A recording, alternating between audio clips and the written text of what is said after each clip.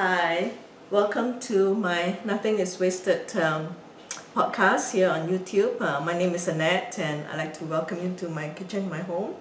And my philosophy of nothing is wasted is based on there's a lot of wastage in the society, and I like to introduce you to how you can mix and match certain ingredients and come up with some recipes. And today I have a sweet potato brownie, and it's healthy and completely gluten-free. And I like to introduce you to the basically most of my recipes I like it easy. That's not too much fuss. It's dump and stir and bake and kind of put it together in a very fast way. Okay, so for the sweetening, I have the dark maple syrup that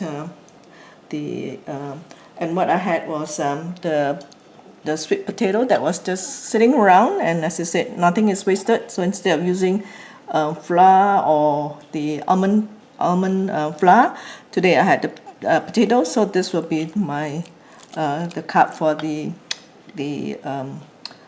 sweet potato brownie. And since this is the week of Valentine's, let's do brownies, but in a totally more healthy version. And as I said, dump and stir. So all that, it's still warm. So the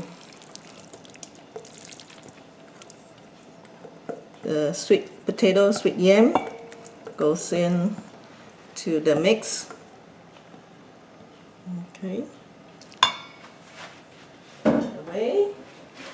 And so while it's still warm, you can just put it all in together with the peanut butter. And I love this Adams peanut butter because it's all natural. Okay, and again, just dump in.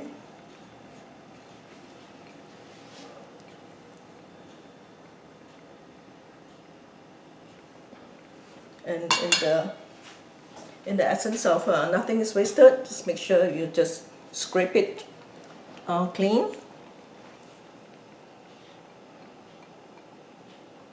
Okay, that one goes out. And in any thing that is sweet, I always like to use a pinch of the salt, just to kind of balance off the sweetness. So just a pinch, maybe more than a pinch.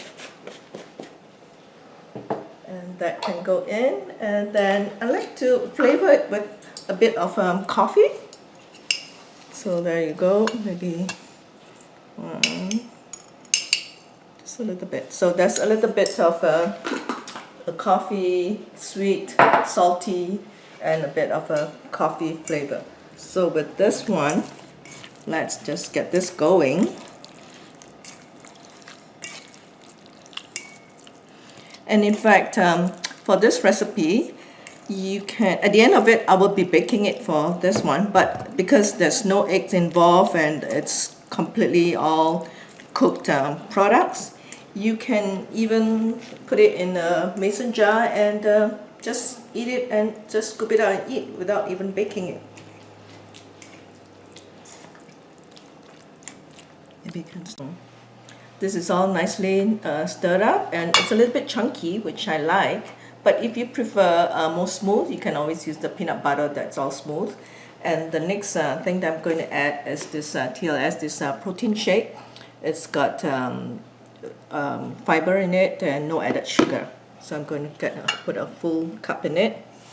And again, it's all dump and stir. And the final thing in here is the cacao nibs to give you an extra crunch and a little bit more texture. And this is from Prana, and I love that it's organic. So that goes in, and that's all the ingredients that is in this recipe, and that's your sweet potato brownie.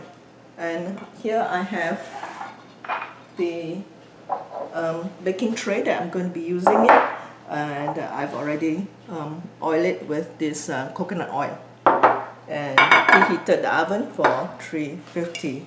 And today, because it's just a small batch, so I'm going to be using my quite a new steam oven that but this is that does baking too.